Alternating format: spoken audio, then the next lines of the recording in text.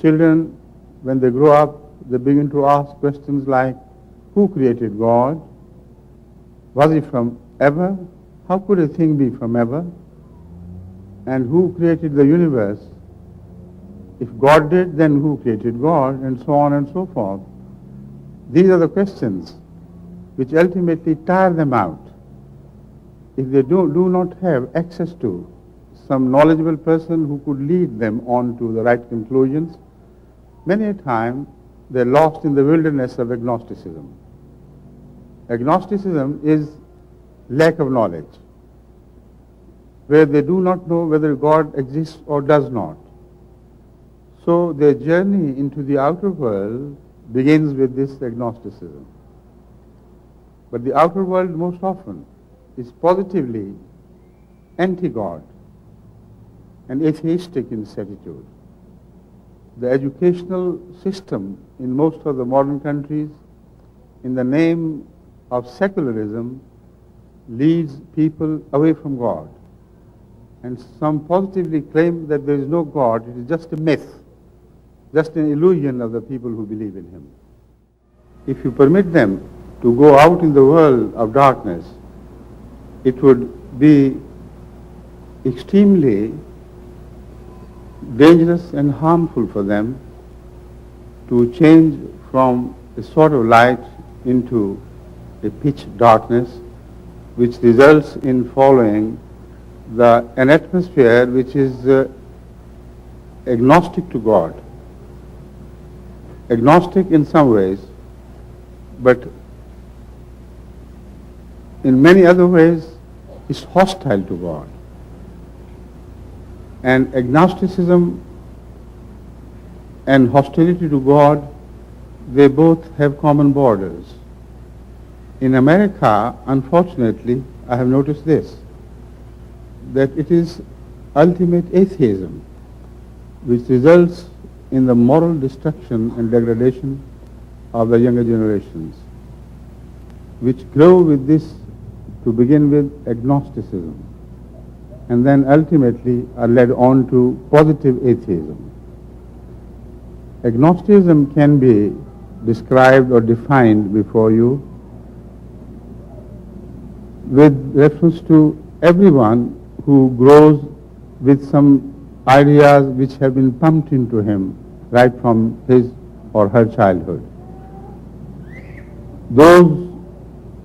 Such children as are born in godly families, right from their childhood, they are told of the existence of a God.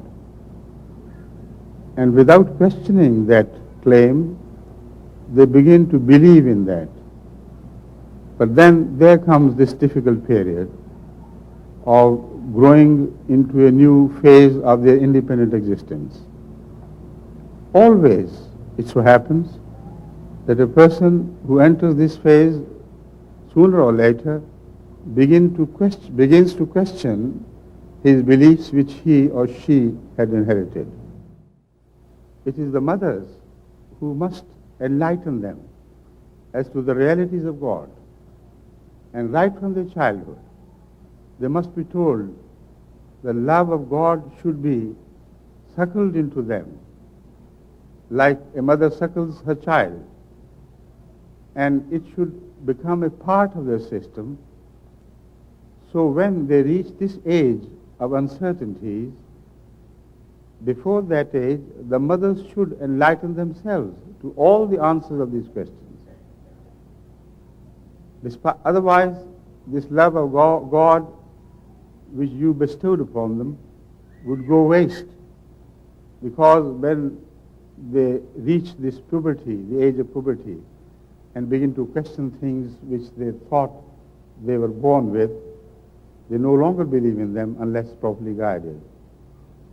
So it is here where I want Lajna Ma'illah, or the Ahmadi ladies, to be prepared before this time comes.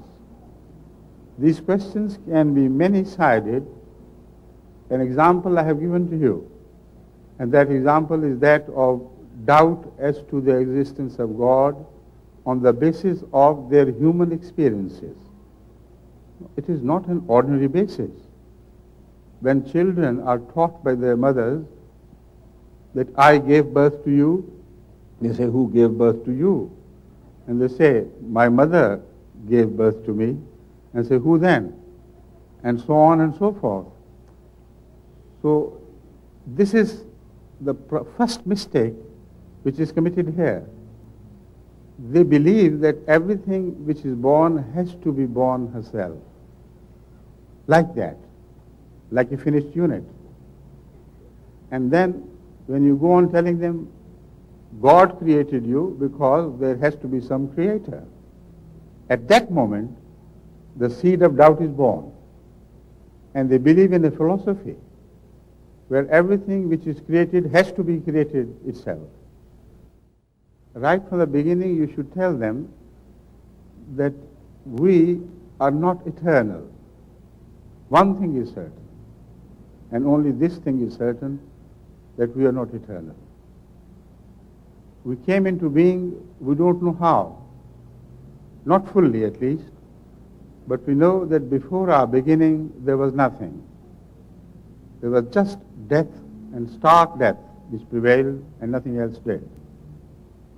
There had to be some conscience, some consciousness preceding that hour of death which gave birth to us.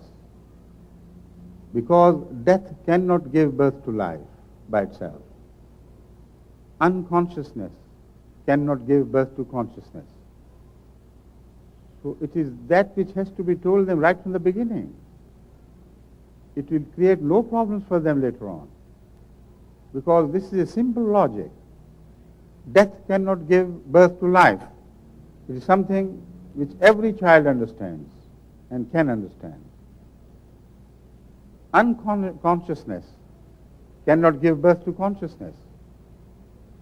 That is the second step. And the third is that we know that we are not eternal, so consciousness has to be eternal. And it is that consciousness which gives birth to everything. Now, if you teach the preliminary lessons in belief in God in a systematic manner, which is true, the alternate cannot be proved. All the great atheistic philosophers have attempted their best to prove this system of logic to be wrong, and they strike their head against stone walls and cannot go across. Now, I'm telling you this because I have read all about the atheistic philosophy, where they begin to object against the existence of God through ordinary logic, ordinary human logic. Those who are wiser among them, they ultimately reach this point beyond which they cannot travel. They know for themselves, certainly, that life is not eternal. And if life is not eternal, life must have been born by some eternal life. Children can live with their parents eternally if they remain children eternally. But when they grow up, something within them begins to grow and blossom into a new set of pleasures. This is what we call adulthood. With adulthood, they are attracted towards new things in life which they could not find in their parents. So that is the moment when they begin outward looking. They have somehow to appease the urge for something more, something which their mothers could not give them, something which their fathers could not give them, their brothers could not give them, but they need it. There, a different type of companionship would be required by them from you. There, first of all, the warning signals which should be given to them, you must be prepared for that challenge ultimately to their belief in God. For that, not only your verbal instruction is required, but also special books should be chosen by you, which deal with this subject. Because I know many among you cannot handle the question of belief in God properly, and if they handle it themselves and improperly do so, then they themselves would be responsible for sowing the seed of non-belief in their children. So turn to such literature which is available in Jamaat Ahmadiyya, which is first of all to be read by the mothers. They should thoroughly familiarize themselves with that literature. And then they should be ready for any questions from their children, and so that they can somewhat answer the questions, and later on, when they can begin to read well and understand what they read, you can give them the books and tell them to read them through and come back to you with more questions.